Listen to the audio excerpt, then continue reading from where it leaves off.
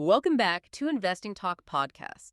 Today, we're tackling a question that seems to be on a lot of your minds lately. Is SoFi Technologies a good time to buy right now? We're going to pull apart the latest analyses, the reports on SoFi Technologies, really trying to help you grasp its financial health, how it stacks up against the competition and what its future might actually look like. Our goal here is to really extract those key insights, the nuggets you need to figure out if this company aligns with your investment strategy. Okay, before we jump in, if you find this conversation helpful, please hit that subscribe button, give us a like, maybe leave a comment. Your support really does help us bring more of this kind of content to you. And if you're feeling extra generous, you could consider buying us a coffee. Plus, if there's another company you'd love for us to explore in future discussion, just let us know. Pop it in the comments below. Okay, so let's start by really unpacking SoFi Technologies. Many of you probably know the name. It's a rising star in digital finance, but maybe beyond the brand. What do the latest reports tell us about its fundamental strength? How does it actually operate? Yeah, it's actually pretty fascinating how SoFi has positioned itself. They're not just, another digital bank. They've intentionally built this integrated digital financial services platform. Think of it like a one-stop shop covering lending, banking, even wealth management. And the sources we looked at consistently highlight this idea they call the financial services productivity loop. Productivity loop. Sounds like marketing. Well, it might sound like it, but it's more than just jargon. It's really their core strategy. It's designed to pull members in, then encourage them to use more and more SoFi products, which in theory increases loyalty, makes the platform stickier. Stickier, right. And based on the data, it seems to be working. They're showing rapid growth in both the number of products people are using and the deposits they're holding. That's a great point. It's about the whole ecosystem, not just one service. But, for us investors, the big question is always, how does this strategy actually translate into, well, the financials, the cold, hard results? Are they just growing or are they growing profitably? Excellent question. And looking at the numbers, SoFi has definitely delivered some robust financial growth. Their Q2 2025 net revenue, for instance, hit a record $855 million. Wow, $855 million. Yeah, and put that in perspective, that's a significant 20% increase year over year. Okay. And even if you look back at Q1 2025, revenue was strong then too, $771.8 million, also up 20% year over year. But what's maybe even more telling is their adjusted net revenue. That jumped by a remarkable 33% year over year. And that adjusted figure gives a clearer picture, right? Exactly. It often strips out certain, let's say, non-recurring items, giving you a better sense of the core business performance. Okay, those top-line numbers are definitely impressive. But as we always stress here, revenue growth doesn't automatically mean a profitable business, does it? What are the reports saying about SoFi's actual profitability? Are they turning that growth into real earnings? Right, and this is where it gets really compelling, especially for a growth company like SoFi. For Q2 2025, they reported actual net income of $97.3 million. Net income, okay. Yeah, positive net income. That translates to a diluted EPS, earnings per share, of 0.08 cents. 8 cents a share. Right. Yeah. And just quickly, diluted EPS basically includes all potential shares, like from options, so it's a pretty comprehensive profit per share view. And that Q2 figure was a solid jump from Q1, which saw about $71 million in net income and 0.06 EPS. So it's trending up. Definitely. This move into consistent positive net income is a really significant milestone. The analyses really emphasize that. Plus, look at their fee-based revenue. That comes from their loan platform and technology segments. It skyrocketed a massive 67% year over year in Q1. 67%, that's huge. Why is that specific type of revenue so important? Well, fee-based revenue is generally seen as more stable, more predictable than, say, pure lending income, which can fluctuate quite a bit with interest rates in the economy. Gotcha. And it's not just a one-off. Analyst consensus estimates are projecting continued EPS growth well into 2026, which suggests this profitability isn't just a blip. Okay, so we've got strong top-line growth, check. A clear path to an achievement of profitability, check. But when you tie all these threads together, what's the overall picture? What's the verdict on SoFi's financial health? Does it look robust or still a bit shaky, perhaps? Well, connecting it all, the company's financial health actually appears remarkably strong based on these reports. As of the end of Q1 2025, their total deposits grew to a pretty impressive $27.3 billion. $27 billion. Yep. And what's really notable is how much of that is coming from direct deposits. Why does that matter? direct deposits often indicate a highly engaged, loyal customer base. Yeah. People trust SoFi enough to have their paycheck go straight there. They're also generating sizable adjusted EBITDA. Right, the earnings before interest, taxes, depreciation, amortization, the hmm core operational profit measure. Exactly. That hit $210.3 million in Q1 25, up 46% year over year. That, combined with a positive adjusted net income, really demonstrates greater operating leverage. Meaning revenues are growing faster than costs. Precisely. And that leads to improving cash flows. Importantly, the sources we looked at give no indication of any red flags on liquidity or solvency. So overall, it points towards fundamentally strengthening financials. It certainly paints a picture of a strong foundation. But, the fintech world is incredibly competitive, often cutthroat. Everyone claims to have an edge. What specifically, according to these reports, allows SoFi to actually stand out, to differentiate itself from all the neobanks and, the traditional players waking up? That's a fair point.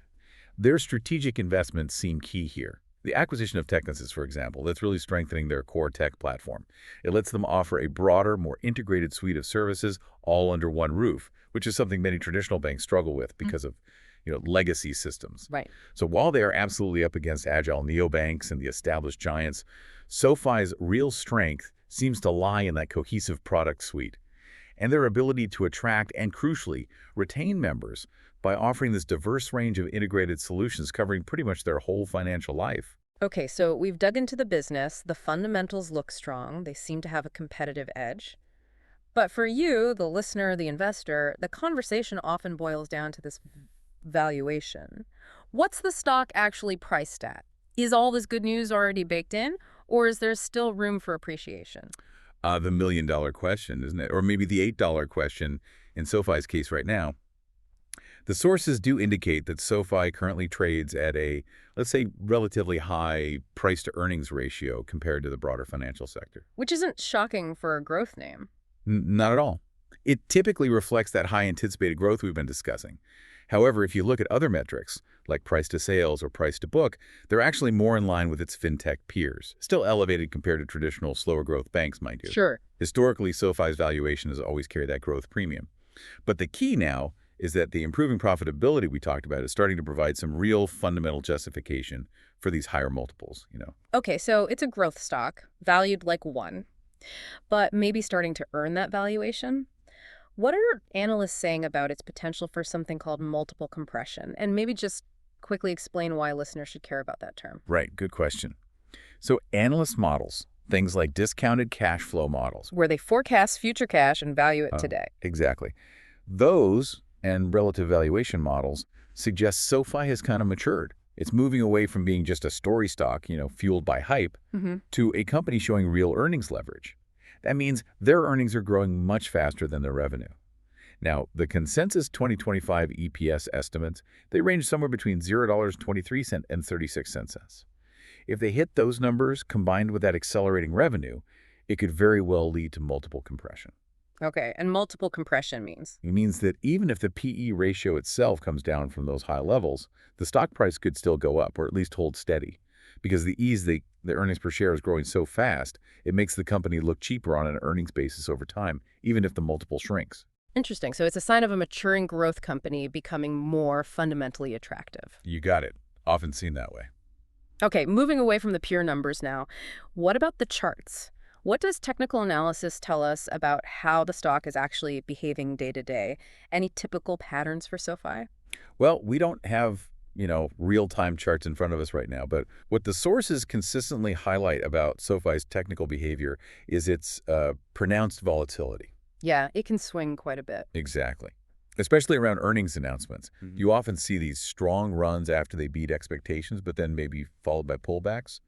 Key support levels, places where buyers tend to step in, typically form near those medium-term moving averages. Think the 50-day or 200-day lines on a chart, and also around recent lows after earnings. And resistance, where it struggles to go higher. Resistance is usually found near the yearly highs, and also at those big psychological round numbers, like $10 or $12, places like that. Yeah. So for anyone looking at shorter-term moves, watching those chart levels closely is pretty essential.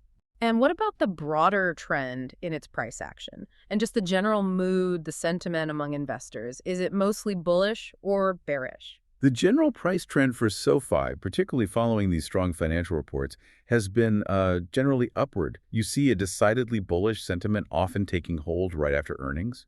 Technical indicators, too, things like the RSI, which measures price momentum, Relative strength index. and the mass CD, another momentum indicator, they've also consistently trended positive after earnings releases. But, and this is crucial, you have to remember the stock does experience above-average volatility. That's pretty typical for these mid-cap fintech companies still heavily in their growth phase. Okay. And what about just the latest news, the overall public buzz around the company? Any major headlines driving interest right now? Well, the major news really continues to be what we've discussed, those record quarterly results, the impressive member growth. That's keeping it in the spotlight. You're seeing analysts consistently raising their EPS targets after SoFi keeps beating expectations, which signals, growing confidence in their path forward. So cautiously optimistic seems fair. I'd say that captures it well, yeah. Cautiously optimistic, reflecting both that growth potential but also the inherent risks of a young, high-growth financial firm. There wasn't widespread mention in the sources of significant insider buying or selling, which can sometimes be a tell. But social sentiment, on investor forums, places like that, has generally been quite bullish, high interest, especially leading up to and right after those earnings calls. Okay, we've covered SoFi's current position pretty thoroughly, but let's look ahead. What could really move this stock in the future, both up and down? What are the upcoming catalysts investors should watch for? And maybe more importantly, what are the potential risks they need to keep front of mind? Good question. Looking ahead, several potential catalysts stand out.